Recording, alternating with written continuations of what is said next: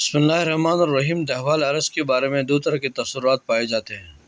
بعض حضرات کا خیال ہے کہ زمین کو آفتاب سے الگ کر کے فضائی بسیط میں لٹکا دیا گیا اور اسی کا نام دہوال عرض، اور بعض حضرات کا کہنا ہے کہ دہوا کے معنی فرش بچھانے کے ہیں، گویا کہ زمین کو ہموار بنا کر قابل سکونت بنا دیا گیا اور یہی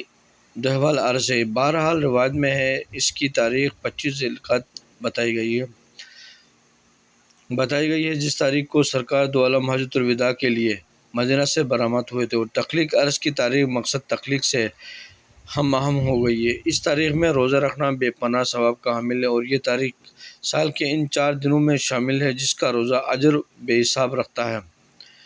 25 ذی القعدہ، 17 ربیع الاول، 27 رجب اور 18 ذی الحج۔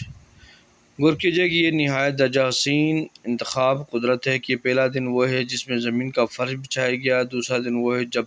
مقصد تخلیق کائنات کو زمین پر بھیجا گیا، تیسرا دن وہ ہے جب اس کے منصب کا اعلان کر کے اس کا کام شروع کر دیا گیا، اور آخری دن وہ ہے جب اس کا کام مکمل ہو گیا